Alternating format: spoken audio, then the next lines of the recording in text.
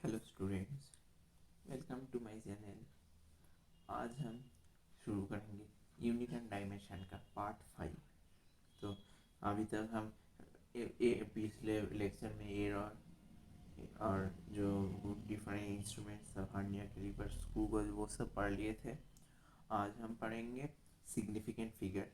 और मेरे साथ से ज़रूर लिखते रहिएगा, क्योंकि मैं चाहता था तो स्लाइड से भी पढ़ा सकता था, लेकिन उससे आपका उतना फ़ायदा भी नहीं होगा। जब मेरे साथ आप लिखोगे तो रिटेंशन अच्छा होगा और तभी फ़ायदा होगा। तो चलिए शुरू करते हैं significant figure.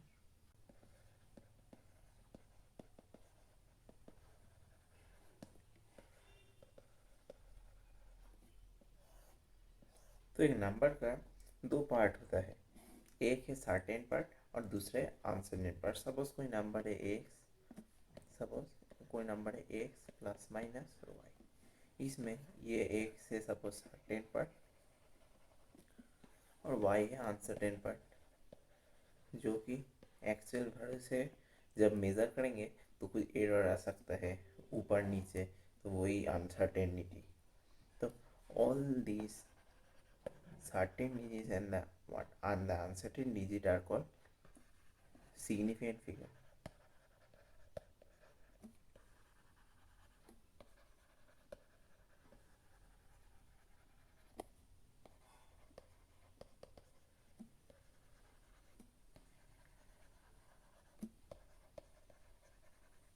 Significant figure. Suppose अगर एक एग्जाम्पल दूँ, सपोज 24.00 सेमी, इसको हम 0.02400 मीटर भी लिख सकते हैं और इसको हम 240.00 मिलीमीटर भी लिख सकते हैं। तो इस एग्जाम्पल में ये सब जो है सभी में सिग्निफिकेंट नंबर सेम होगा, मतलब यूनिट चेंज करने से सिग्निफिकेंट नंबर चेंज नहीं होगा। तो इन सब में कैसे होगा वो हम आगे देखेंगे, लेकिन ये सब में अभी के लिए जान लो सिग्निफिकेंट फिगर 4 इन सब में। तो significant figure indicate the precision of the measurement which depend on the least count of the measuring instrument. तो यार एक चीज़ नोट करना चाहिए कि significant figure indicate the precision of the measurement which depends on the least count. तो जिस instrument का least count जितना कम होगा उस इंस्ट्रूमेंट का प्रिसीजन उतना ज़्यादा होगा। सपोज किसी का लीस्ट काउंट है 0.001 और किसी और इंस्ट्रूमेंट का लिस्ट काउंट है 0.01, तो इसका प्रिसीशन तो ज़्यादा होगा ना, क्योंकि ये डेसिमल प्लेस के बाद तो ज़्यादा डिजिट तक मेज़र कर सकते हैं और ये डेसिमल प्लेस के बाद लेस डिजिट तक मेज़र कर सकते हैं, तो ये मोर प्रिसाइज होगा। तो दैट्स वाई जितना लिस्ट काउंट कम होगा उतना मोर प्रिसाइज होगा। और ये जो सिग्निफिकेंट फिगर है ये इंडिकेट करता है क्या, प्रिसीजन ऑफ द मेजरमेंट।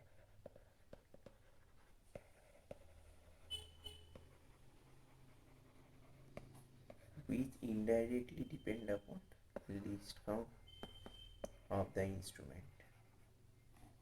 तो ये इम्पोर्टेंट।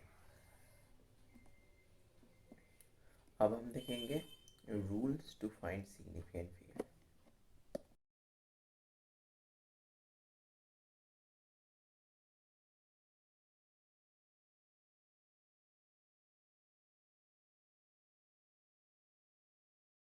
तो अब हम देखेंगे rules to find significant figure.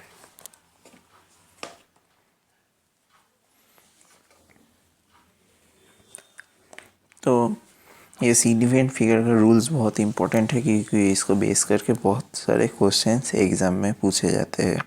तो फर्स्ट जो बेसिक है that is all non zero digits are significant, मतलब जितने भी ज़ीरो के अलावा डिजिट्स होगा वो सिग्निफिकेंट होगा। नेक्स्ट है all zero between two non zero are significant.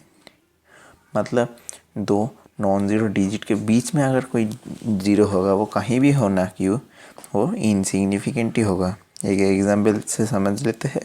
तो 702 में 7 और 2 सिग्निफिकेंट है, और उसके बीच में जो ज़ीरो है वो भी सिग्निफिकेंट ही होगा।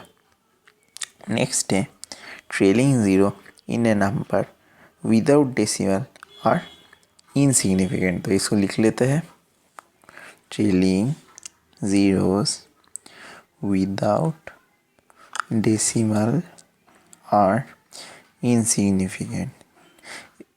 इसको एक एग्जाम्पल से भी समझ लेते हैं। सपोज एक नंबर है 1 6 3 7 0 0 0। तो इसमें फास्ट 4 जो डिजिट है दैट इज 1 7 6 3 7, ये सिग्निफिकेंट है, और बाकी 3 जो ज़ीरो है वो नॉन सिग्निफिकेंट है। तो 7 डिजिट में से जो फास्ट 4 डिजिट है वो सिग्निफिकेंट है नॉन। अब नेक्स्ट है, ये बहुत इंपॉर्टेंट है, दोनों में फ़र्क समझिएगा। Trailing zeros in a number having decimal are significant. तो इसको लिख लेते हैं, trailing zeros in a number having decimal are significant. तो इसका मतलब है अगर डेसिमल रहेगा तो उसमें जो लास्ट वाला ज़ीरो होगा, ट्रेलिंग जो ज़ीरो होगा वो सिग्निफिकेंट होगा। एक एग्जांपल से समझ लेते हैं। सपोज 273.100, इसमें टोटल 1000, इसमें टोटल नंबर ऑफ डिजिट है 7, और सिग्निफिकेंट डिजिट भी 7 ही होगा। इसमें से लास्ट जो डिजिट है, लास्ट जो 3 ज़ीरो है वो भी यह सिग्निफिकेंट डिजिट ही होगा। टोटल 7 सिग्निफिकेंट फिगर होगा इस नंबर पे। तो इस दोनों में डिफरेंस समझिएगा, जिसमें विदाउट डेसिमल है वो इनसिग्निफिकेंट होगा, और जिस नंबर में डेसिमल है वो सिग्निफिकेंट होगा, ट्रेलिंग ज़ीरोस। अब नेक्स्ट वाला देख लेते हैं।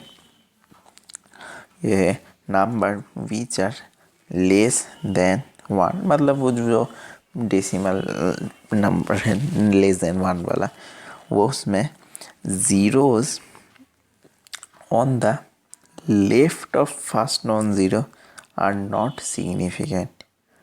मतलब ये जो नंबर है लेस देन, उसमें तो एक नॉन ज़ीरो डिजिट पॉइंट के बाद ही होता है, तो उसके से पहले वो जो जो जो ज़ीरो होता है वो सब इनसिग्निफिकेंट होता है। इसलिए लिखा है कि on the left of first non zero are not significant. तो इसको भी एक एग्जाम्पल से समझ लेते हैं। सपोज 0.00954, तो इस नंबर पे 9 फर्स्ट नॉन ज़ीरो डिजिट है, और 9 से पहले जो जो ज़ीरो है वो सब इनसिग्निफिकेंट होगा, और ये इस नंबर पे 9 5 और 4 ये तीनों जो नॉन ज़ीरो डिजिट है वे ये सिग्निफिकेंट है। तो फर्स्ट 3 ज़ीरो इनसिग्निफिकेंट होगा। नेक्स्ट है साइंटिफिक नोटेशन। जो नंबर होता है साइंटिफिक नोटेशन, मतलब एक नंबर को अगर हम a इंटू 10⁻b इस फॉर्म में रिप्रेजेंट करेंगे तो वो हो जाता है इनसिग्निफिकेंट, मतलब तो वो हो जाता है साइंटिफिक नोटेशन। तो सपोज़ एक नंबर को अगर हम लिखे हैं a इंटू 10⁻p, तो उसमें जो a होता है, a में सारा डिजिट सिग्निफिकेंट होगा, और b जो होगा 10 के पावर उसमें डिजिट जो होगा वो इरेलीवेंट होगा, और ये a जो होगा ये 1 और 10 मतलब 10 से लेस होगा।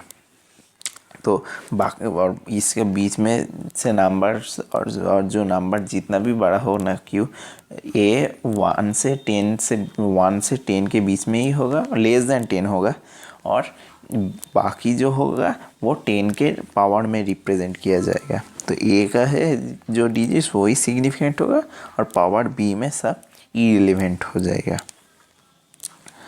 तो अगर इसको भी हम एक एग्जाम्पल से देख लेते हैं, तो सपोज़ हम लिखते हैं कि एक नंबर है 0.00758 kg।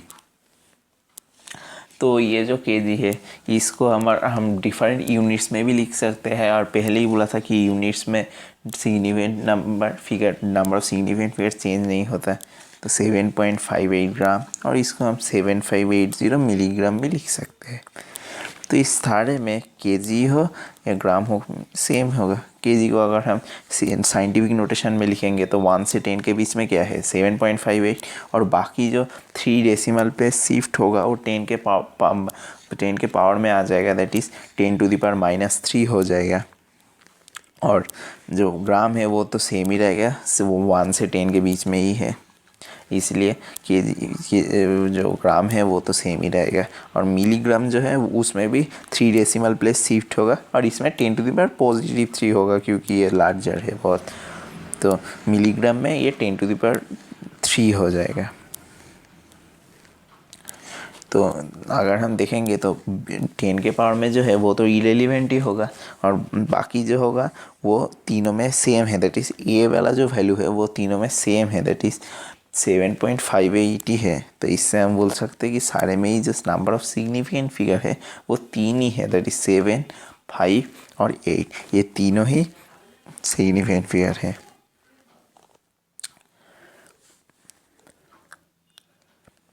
ठीक है, तो इसके बाद हम देखते हैं और एक जो लास्ट है ये भी इम्पोर्टेंट है, दैट इज़ जो एग्जैक्ट नंबर्स है उसका सिग्निफिकेंट फिगर इनफाइनाइट होता है। सपोज 1, 2, 3 ये सब एग्जैक्ट नंबर है, तो इसमें जो नंबर ऑफ सिग्निफिकेंट होगा वो तो ये भी बहुत एक इम्पोर्टेंट ही पॉइंट है। सपोज 1, 2, 3 ये सब जितने भी नंबर हैं इनमें इनफाइनाइट सिग्निफिकेंट फिगर होगा।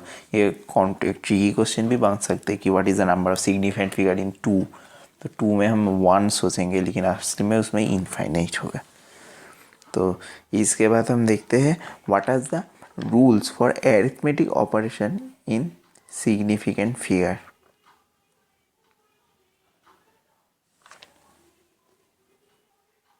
सो rules of arithmetic operation with significant figure. तो इसमें हम फास्ट देखेंगे मल्टीप्लिकेशन या फिर एडिशन का केस। तो ये 2 केस होता है, एक है मल्टीप्लिकेशन डिवीज़न के लिए एक केस होता है, और एक केस होता है सब्ट्रैक्शन और एडिशन के लिए। तो ये दोनों पेयर में होता है, मतलब एक पेयर मल्टीप्लिकेशन डिवीज़न का और दूसरा पेयर एडिशन सब्ट्रैक्शन का, जो सिमिलर रूल होता है।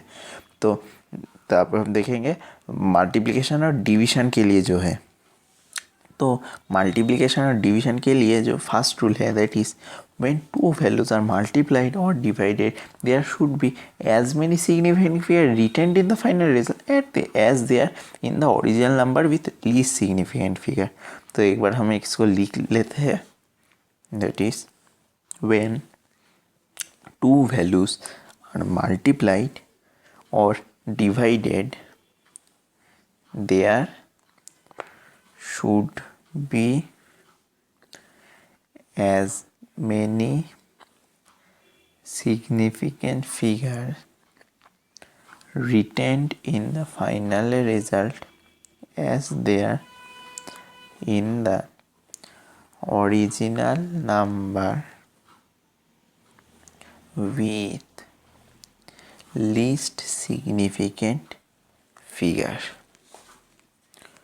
ठीक है, तो जब कोई दो नंबर हम मल्टीप्लाई करेंगे या फिर डिवाइड करेंगे तो फाइनल जो रिज़ल्ट होगा उसमें जो सिग्निफिकेंट फिगर का नंबर होगा वो ये दो जो वैल्यू है जिसको मल्टीप्लाई या डिवाइड करेंगे, इसमें जो जिस नंबर में लीस्ट सिग्निफिकेंट फिगर होगा तो उस नंबर में जितना सिग्निफिकेंट फिगर होगा तो फाइनल रिजल्ट में भी उतना ही सिग्निफिकेंट फिगर होना चाहिए। That is the least among the two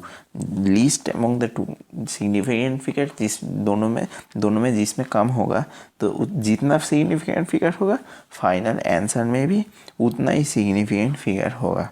तो इसको एक हम एग्जाम्पल से भी समझ लेते हैं। तो एक एग्जांपल से देख लेते हैं। सपोज 8.7 डिवाइडेड बाई 1.031, तो इसका आंसर आता है 8.436। लेकिन जो न्यूमरेटर है इसमें 2 सिग्निफिकेंट फिगर है और जो डिनोमिनेटर है इसमें 4 सिग्निफिकेंट फिगर है। तो इन दोनों में लेस कौन है? 2 न्यूमरेटर। तो जो लेकिन आंसर आया कि 4 सिग्निफिकेंट फिगर, लेकिन इसको तो 2 में कन्वर्ट करना पड़ेगा। तो फाइनल आंसर आएगा 8.4, जिसमें 2 सिग्निफिकेंट फिगर होगा। दैट इज़ जो न्यूमरेटर जैसा कम सिग्निफिकेंट फिगर होगा। तो ये होता है मल्टीप्लिकेशन। अब देखते हैं नेक्स्ट रूल, जो कि है एडिशन सब्ट्रैक्शन के लिए। तो नेक्स्ट देखते हैं एडिशन और सब्ट्रैक्शन का रूल। तो इसमें when 2 physical quantities are added और subtracted, there should be as many decimal places retained in the final result as there in the number with least decimal places. So लिख लेते हैं इसको, when 2 quantities are added or subtracted, there should be as many decimal places retained in the final result as there in the number with least decimal place. तो आप भी इसको लिख लो, ठीक है।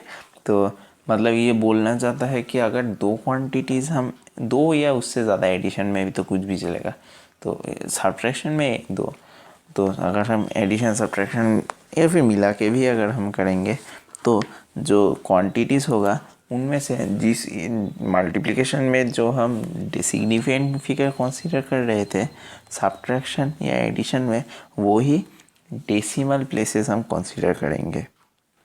सपोज 2 क्वांटिटी को हम ऐड करेंगे तो दोनों में जिसमें नंबर ऑफ डेसिमल प्लेसेस कम होगा, जितना डेसिमल प्लेस होगा फाइनल आंसर में भी उतना ही डेसिमल प्लेस होना चाहिए। तो इसको एक एग्जांपल से समझ लेते हैं।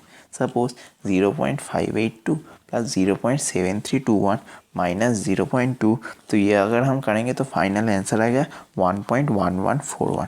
लेकिन इसमें जो फर्स्ट है दैट इज 0.582, इसमें नंबर ऑफ सिग्निफिकेंट फिगर है 3, 0.7321 में 4 और 0.2 में 1, तो इसमें 1 लीस्ट है, तो फाइनल आंसर में भी 1 डेसिमल प्लेस ही आना चाहिए। तो ये फाइनली आंसर हो जाता है 1.1, ताकि उसमें भी डेसिमल प्लेस 1 ही हो।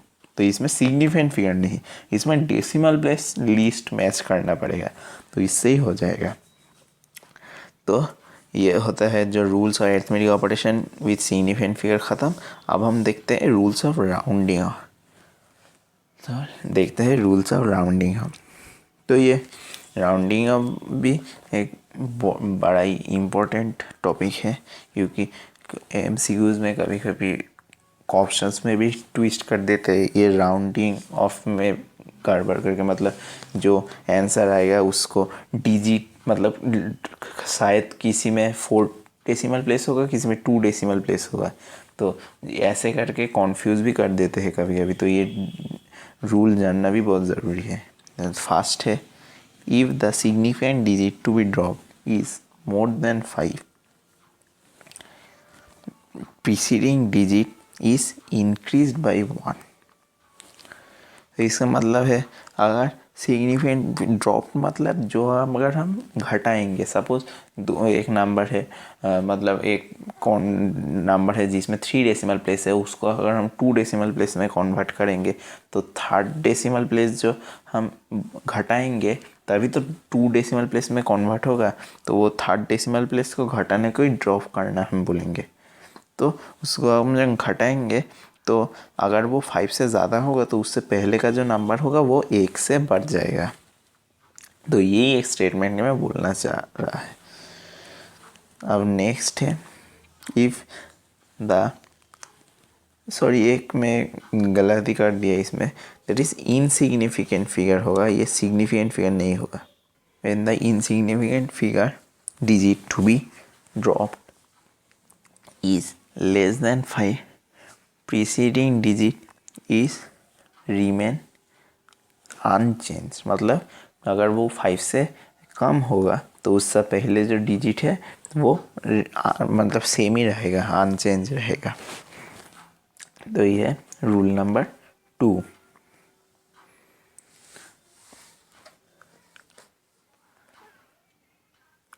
और नेक्स्ट है if the insignificant digit to be dropped is equal to 1, then ये हम कॉपी कर लेते हैं, लेकिन आप प्लीज़ दोबारा लिख दीजिए, क्योंकि कॉपी तो मतलब फिर से कॉपी करने का तो ऑप्शन नहीं है आपके पास, तो इसको फिर से लिख दीजिएगा। So use the insignificant digit to be dropped is equal to 5। तो इसमें भी दो केस होता है। तो एक केस में प्रीसीडिंग डिजिट जो होता है वो increase by 1 if the digit is of, मतलब जो नंबर हम 5 लास्ट होगा तो उससे पहले का जो नंबर है वो अगर ऑड होगा तो उस डिजिट इंक्रीज बाई 1। लेकिन 5 से पहले का जो नंबर है वो अगर इवन नंबर होगा तो उस केस में वो नंबर अनचेंज रहेगा, remains unchanged.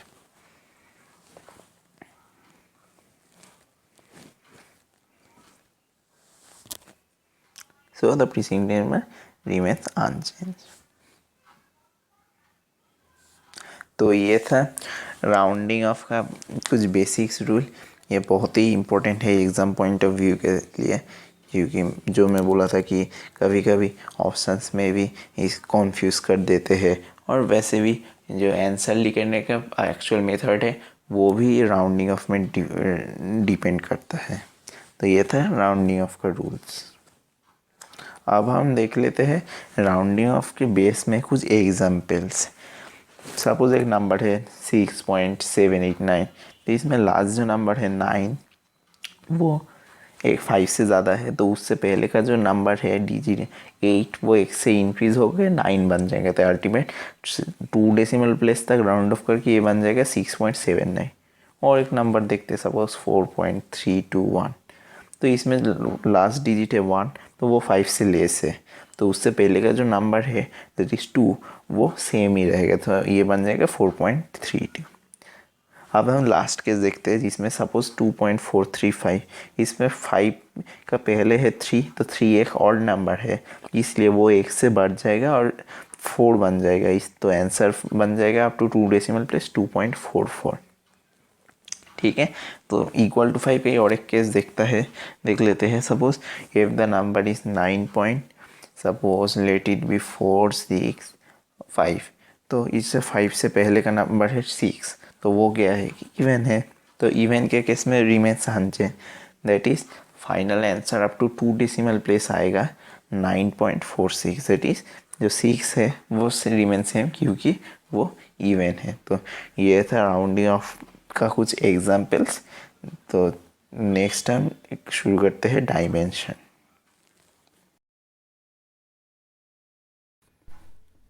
तो अब हम पढ़ेंगे डायमेंशन के बारे में।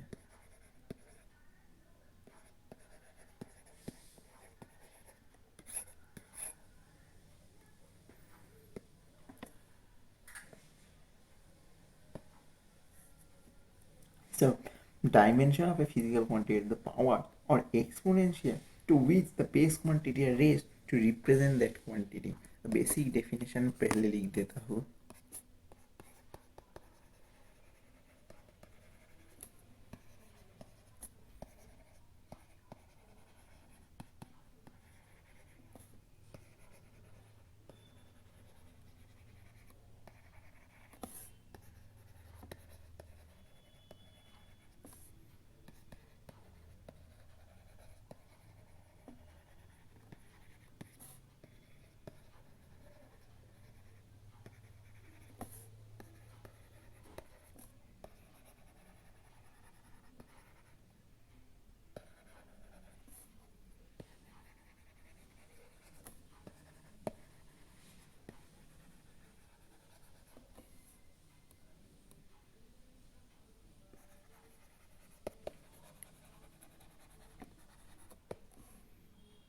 मतलब अगर एक एग्जांपल देता हूँ, सपोज फोर्स का डायमेंशन है M L T to the power -2।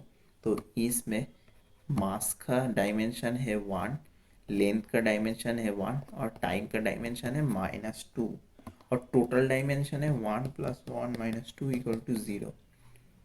तो ये होता है dimension, that is the power, M के पावर 1, एल के पावर 1 और टी टू द पावर -2। तो दीज आर द डायमेंशंस। अब देखता है what is the application of dimensional analysis. ये डायमेंशन किसी भी क्वांटिटी का निकल जा सकता है, जो बेसिक है, बेसिक जो फॉर्मूला है उससे ही निकल। सपोज फोर्स का ही अगर हम देखेंगे, force equal to mass into acceleration.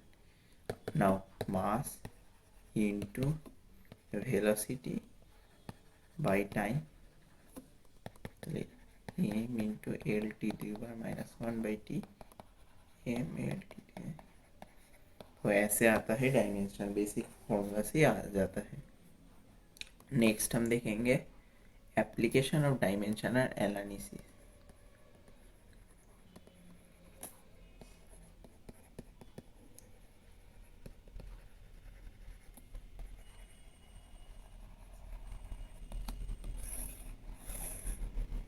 इसमें फास्ट एक कंडीशन है, सपोज x एक क्वांटिटी है, y एक क्वांटिटी है, तो x + y या फिर x - y तभी पॉसिबल होगा अगर x और y का डायमेंशन सेम हो।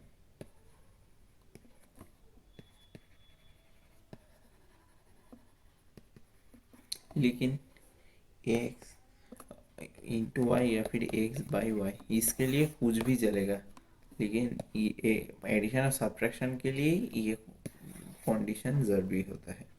अब एप्लीकेशन में फास्ट देखेंगे checking of dimensional analysis.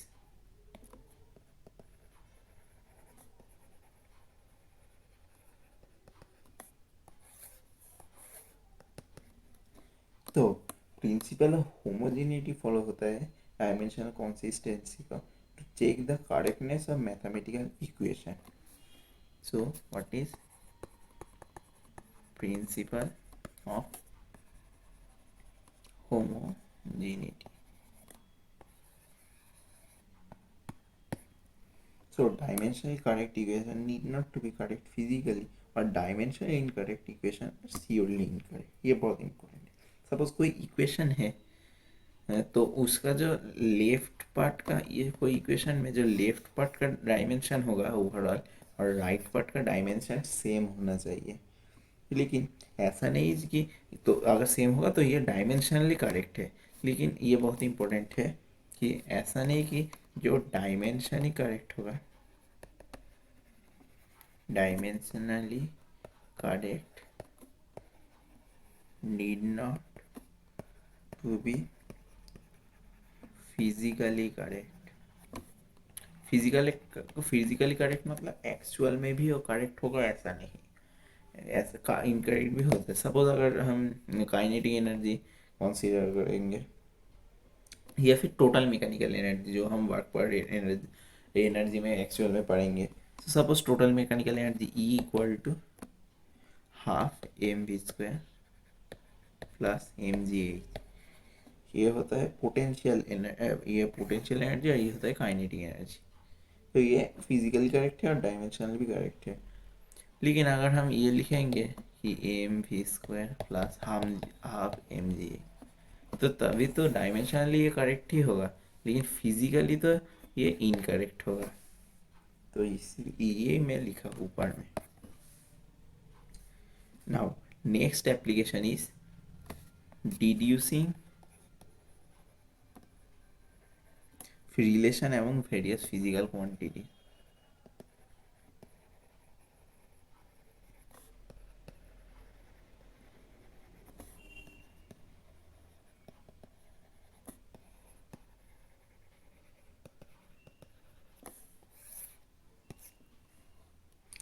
So suppose कोई क्वांटिटी है p = x⁴m। ये सब दिया जाएगा कि सपोज फोर्स को एक्सप्रेस करना बोला है, प्रेशर, वॉल्यूम, ऐसे कुछ, मतलब वो वेरी करेगा। एक क्वांटिटी को दूसरी किसी क्वांटिटी में एक्सप्रेस करना पड़ेगा, यही है बेसिक रूल। और जो तब हम क्या कंसीडर करेंगे, तो जो जो क्वांटिटी में एक्सप्रेस करने बोलेंगे उसको उसके पावर में ए बी सी ऐसा पुट कर देंगे, और फिर उस क्वांटिटी का जो एक्चुअल डायमेंशन है वो लिख देंगे। और फिर जो जो कॉमन क्वांटिटी, सपोज सारे में मास है तो मास को एक जगह मतलब एक साथ ला के फिर ऊपर में टोटल पावर लिखेंगे, वैसे लेंथ को एक साथ ला के ऊपर टोटल पावर लिखेंगे। और फिर जो लेफ्ट साइड में क्वांटिटी है उसका पावर के उसका जो डायमेंशन है मास लेंथ ऐसे, तो उसका लेफ्ट साइड और राइट साइड के साथ कौन कौन मतलब वो लेफ्ट साइड और राइट साइड मैच कर देंगे। और ऐसे फिर L H S equal to R H S करके ये जो क्वेश्चन है इसको सॉल्व करना पड़ता है। तो इसका एक एग्जाम्पल हम ज़रूर देखेंगे जब हम न्यूमेरिकल्स करेंगे, तो इसका एक हम देखेंगे कॉन्वर्शन ऑफ यूनिट्स।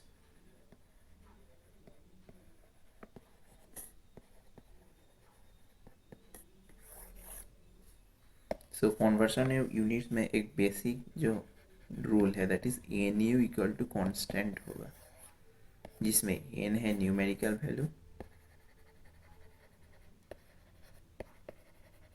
और यू है यूनिट। तो इसमें जो बेसिक एक एग्जांपल से ही हम लेते हैं, suppose 1 newton equal to how much dyne. So the 1 Newton equal to 1 kg meter per second square, or suppose x dyne, so equal to x gram centimeter second square inverse, sorry, either slash or to the power minus 2. So then what x equal to, अगर हम left से right से left लाएंगे तो x equal to K G by gram into metre by centimetre square, और second square तो दोनों side से ही काट जाएगा। तो K G 1 kg equal to 1000 gram by gram, तो ग्राम भी कट जाएंगे, और 1 मीटर इक्वल टू 100 सेंटीमीटर, तो सेंटीमीटर भी कट जाएंगे। तो इस तरीके से ये आ गया 10⁵। Therefore 1 Newton equal to 10⁵ time. ऐसे ही इंटर कन्वर्शन होता है। तो थैंक यू वेरी मच। अगर ये वीडियो आपके लिए हेल्पफुल रहा है तो ज़रूर लाइक कीजिएगा, और अगर इस चैनल को सपोर्ट करना चाहते हो तो इसको सब्सक्राइब कर रहे हो, और दोस्तों के साथ शेयर करो ताकि मैं और भी इस चैनल और भी ग्रो कर पाए, और मैं इस इनिशिएटिव इस एफर्ट को कंटिन्यू कर पाऊँ, क्योंकि ये पॉसिबल है अगर तुम लोगों का सपोर्ट रहेगा तभी। तो थैंक यू, मिलते हैं नेक्स्ट वीडियो में। अभी के लिए जो थियोरिटिकल पार्ट है यूनिट एंड डायमेंशन का वो ख़त्म होता है, तो नेक्स्ट हम न्यूमेरिकल जो है यूनिट एंड डायमेंशन वो करेंगे, और जो मैथमेटिकल टूल्स है फिज़िक्स के लिए इम्पोर्टेंट है वो भी करेंगे। तो ठीक है, मिलते हैं नेक्स्ट वीडियो में। Thank you very much.